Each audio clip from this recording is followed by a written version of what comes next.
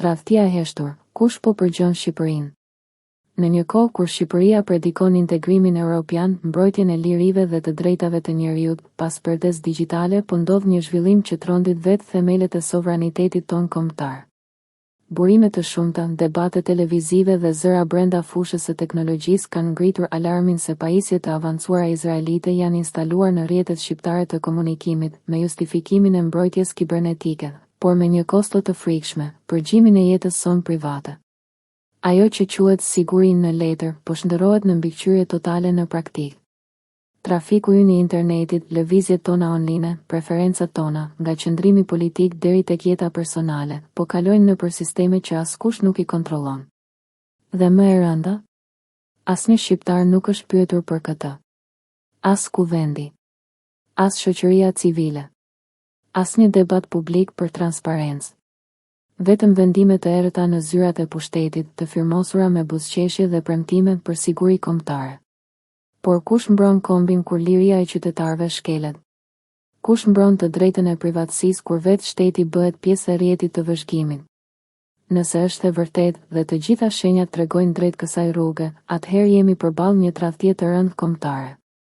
Një shtet që lejon një fuqi të huaj të ketë akses në komunikimin e qytetarëve të vet, i ka dorëzuar çelësat e sovranitetit. Dhe nëse Rama e ka firmosur këtë marrëveshje pa kontroll parlamentar, pa analizë të pavarur, atëherë përgjegjësia është e qartë. Kjo është shkelje flagrante e kushtetutës, e lirisë individuale dhe e çdo parimi evropian.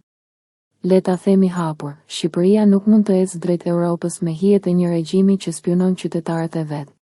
Pajisjet e instaluara do të përdoren nesër për të ndërtuar profile elektorale, për të gjurmuar disident, për të kontrolluar se kush e kritikon pushtetin, atëherë ky nuk është më shtet demokratik.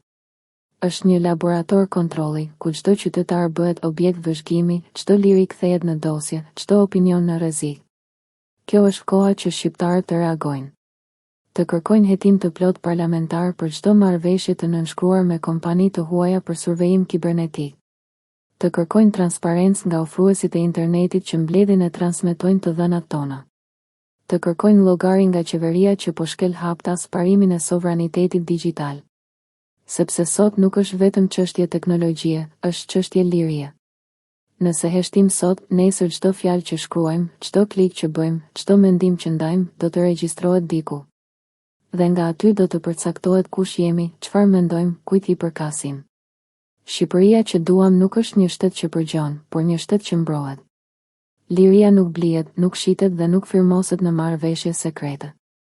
Liria duhet të ruhet dhe sot është koha të ngrihemi për ta mbrojtur.